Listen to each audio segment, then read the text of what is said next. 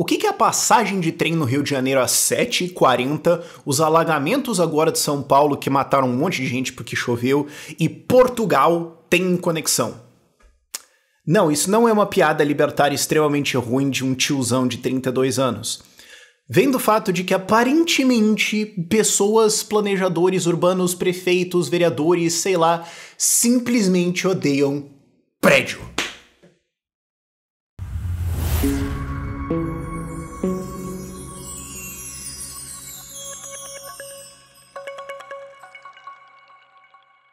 Olá pessoal, oi de volta. Não teve vídeo por uns dias aí, porque primeiro que eu fiquei doente, eu tomei uma gripe absolutamente intergaláctica que eu não tava nem entendendo. Foi tipo 3, 4 dias seguidos de dor de cabeça, eu não conseguia fazer nada.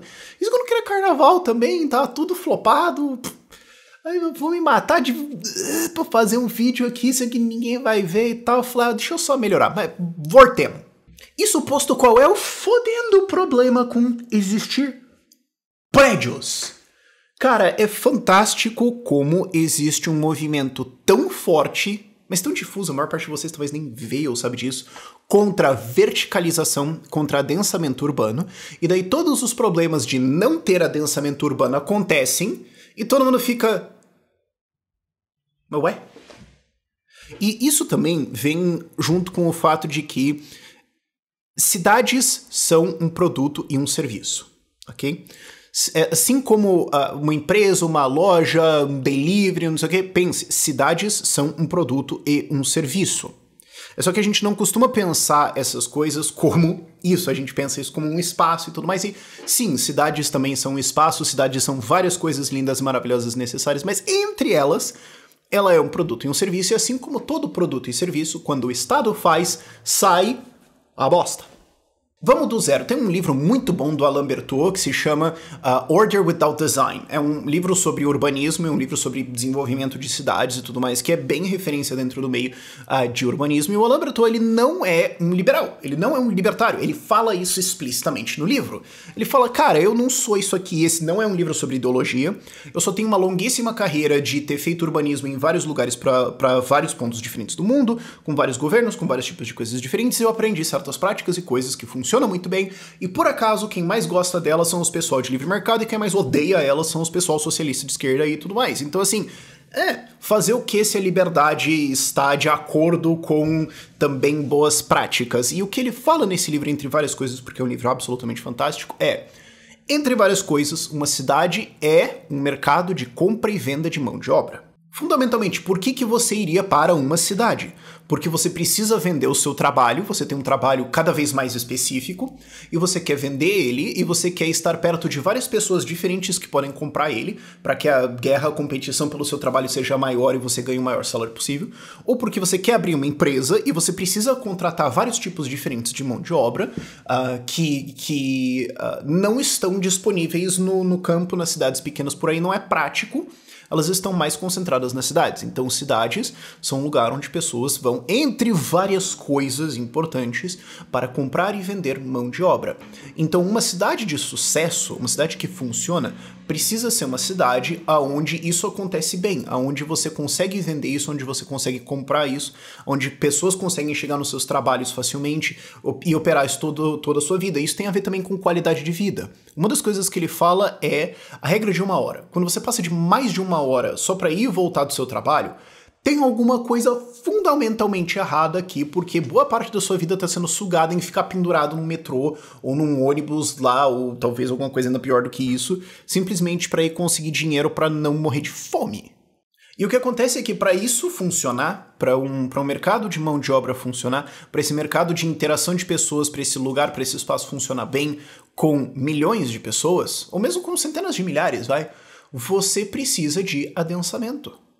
A pergunta aqui é, você quer uma cidade funcional, com uma boa circulação de quem precisa trabalhar, com um bom acesso a diferentes espaços onde você pode trabalhar, isso é uma coisa que o Roberto fala, de quanto mais adensado você tem, mais você consegue acessar lugares diferentes que vão comprar sua mão de obra. Se você está muito longe, O lugar onde. O espaço de lugares onde você consegue procurar emprego, na verdade, é restrito. Então isso é ruim para você. Você pode ter bolsões de desemprego simplesmente porque as pessoas não conseguem chegar nos lugares de emprego para conseguir pedir um trabalho, ou não vale mais a pena, umas coisas malucas assim, certo?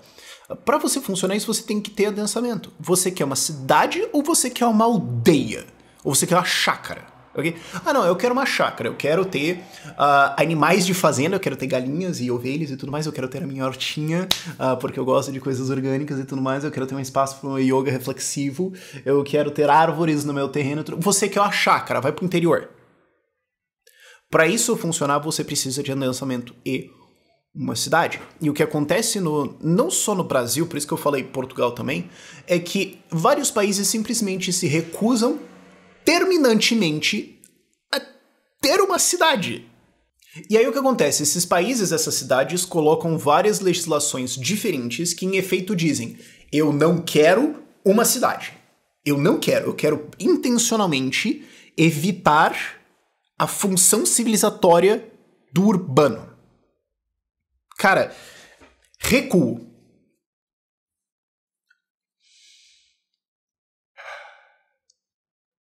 Então aqui a gente tem um lugar geograficamente adequado para instalação de indústrias e para instalação e que faz sentido logisticamente para conectar outras cidades e tudo mais.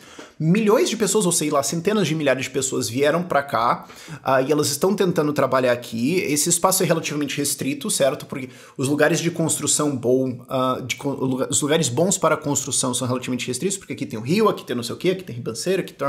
Então tem essa faixa aqui de terreno que é bom. Então nós temos essa coisa preciosa. Vamos pegar toda essa área aqui e dizer que a gente não pode usar, tipo, metade dela. Porque tem que recuar o prédio, um do lado assim, tem que recuar a casinha, tem que ter assim 3 metros pra cá, 9 pra lá, 85 pra cá, e tem que ter não sei o que. Vamos colocar também limite de verticalização. Tem toda essa área preciosa e maravilhosa onde a gente pode construir de uma forma segura e tudo mais, então vamos pegar ela e jogar fora. Por quê? Em nome de Santo Cristo. Por que você faria isso? Desculpa, Coringada, mas eu não gravo há um bom tempo. Eu tô com muito ódio de Brasil junto numa coisa só. Por que recuo existe? Por que existe uma política onde você intencionalmente pega os melhores espaços da cidade, enrola e... Não tem nenhuma lógica isso. Ah, mas é porque vai ficar bonitinho. Vai ficar mais bonitinho, vai ficar lindo e maravilhoso.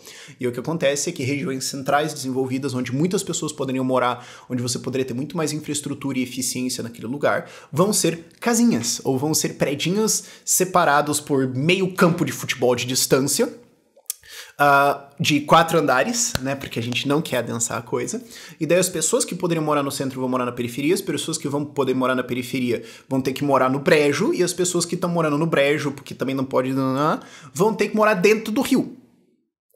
Aí chove e alaga, e essas pessoas morrem. Sempre que isso acontece, agora deu as chuvas lá no litoral de São Paulo, morreu gente, e é sempre, cara, quem conhece o canal sabe que eu tilto com isso aqui.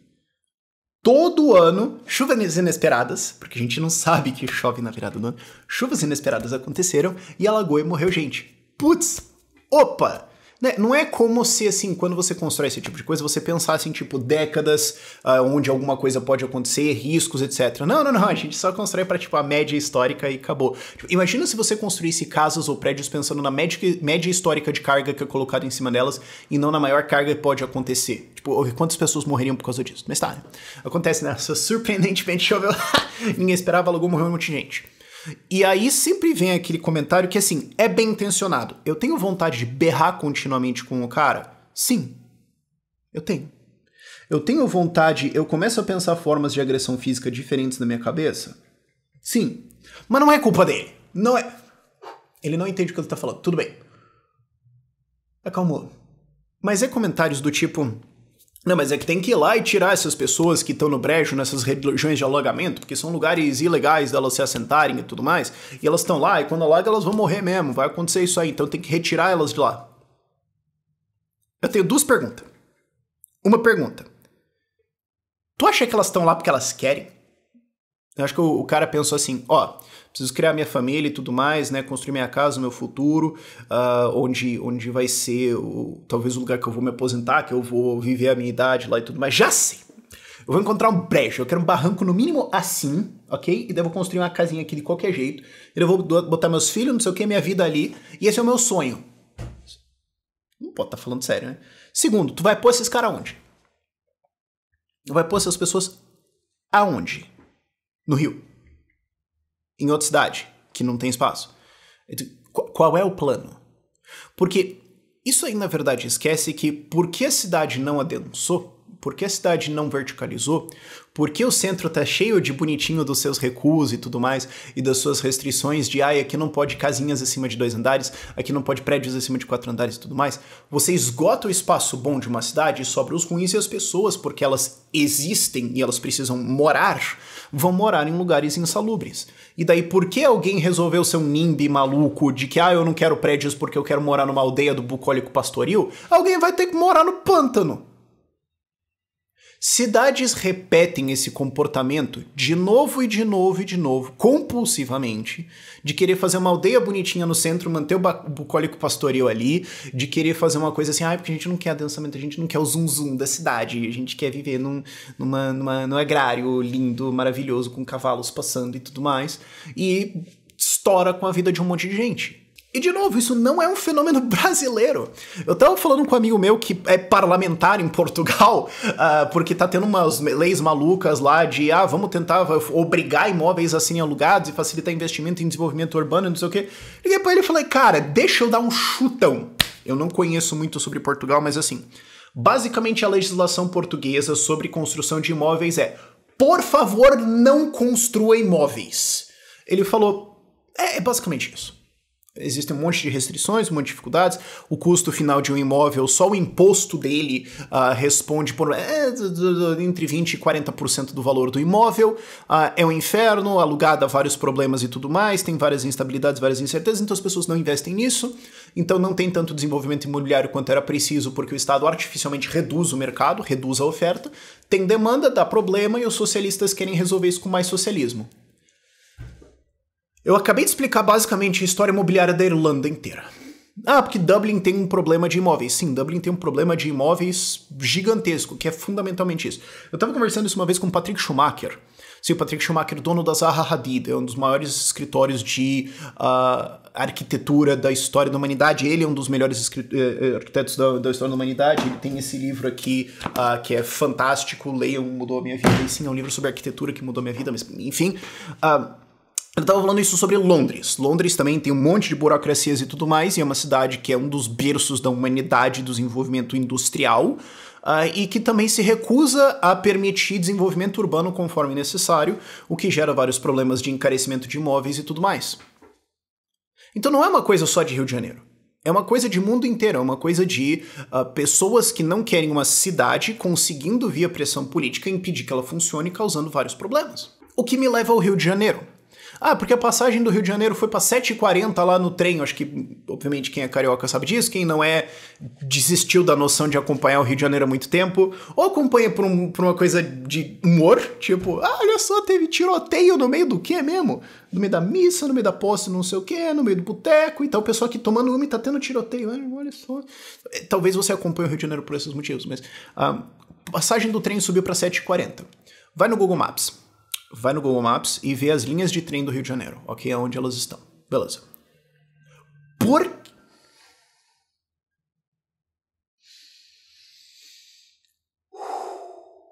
Por que quando você olha as linhas de trem do Rio de Janeiro e você olha uma quadra do lado de onde está uma linha de trem, que é uma grande infraestrutura de transporte, eu estou vendo casinha. Eu vou repetir a pergunta. Essa infraestrutura é extremamente cara. E ela é para conectar vários pontos da cidade e tudo mais, então para isso você quer passar ela onde você tem uma alta densidade de pessoas, onde ela vai ser melhor utilizada. Por quê? Ao redor dessas linhas de trem no Rio de Janeiro, eu estou vendo casinhas como se eu estivesse numa cidade do interior de 100 mil habitantes. quem foram as pessoas aqui que responsáveis por essa decisão e quando que a gente vai alinhar todas elas para dar um pescotapa coletivo em todo mundo e perguntar por que vocês acharam que isso aqui seria um processo civilizatório?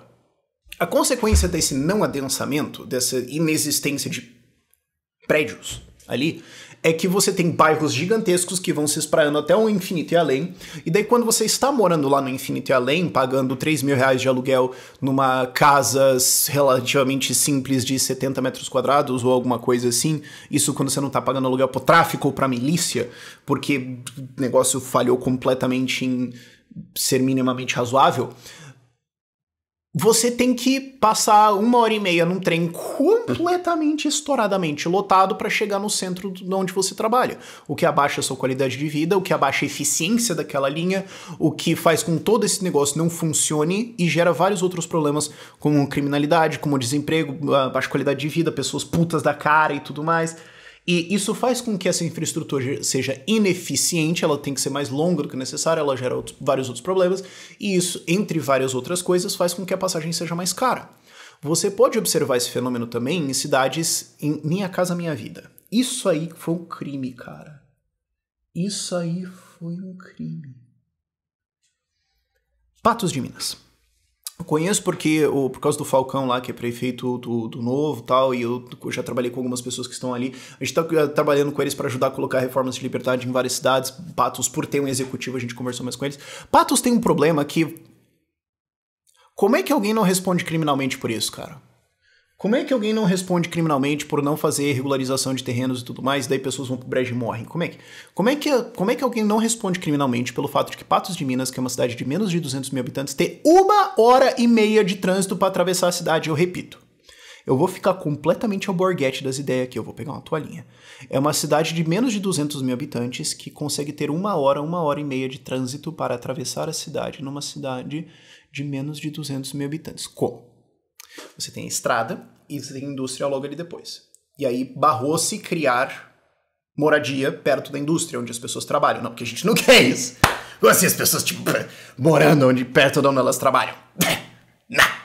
E daí você tem o centro da cidade, que é onde pode ter o comércio e tudo mais, e ali pode ter alguma coisa. Então, você tem a indústria, o centro e tudo mais, e depois você tem a moradia das pessoas, que é basicamente tudo casinha, porque não pode ter prédio. Isso foi o plano diretor implantado ao longo das últimas décadas e desenvolvido. E dentro desses lugares também não pode ter muito comércio, né? As pessoas, além de odiar prédio, também odeiam o comércio, beleza. Então a gente vai ter as casinhas aqui e tudo mais, indo ao infinito e além, em ruas relativamente pequenas, garantindo que vai ficar todo mundo no trânsito esperando, porque tem 2 avenidas que cruzam a cidade. E se você quiser ir para algum outro comércio e tudo mais, não tem no seu bairro, porque é literalmente proibido. E depois disso, tem uma estação de esgoto. Então ali onde está a bosta flutuando, sendo tratada, do lado tem um gigantesco negócio de Minha Casa Minha Vida, onde não tem nenhum comércio ou emprego perto. Como é que nenhuma unidade de ser humano existente neste planeta vai responder criminalmente por isso? Isso é um crime. Isso é um crime. Quem tomou essa decisão de colocar essa galera aí falou, quer saber, ó, aqui vai morar alguns milhares de pessoas nessa região aqui, nessas coisas de Minha Casa Minha Vida que nós estamos fazendo aqui, e é o seguinte, ó, pau no cu coletivamente dessas pessoas pra sempre. Esse é o plano. E é o que acontece. Eu tava falando de transporte.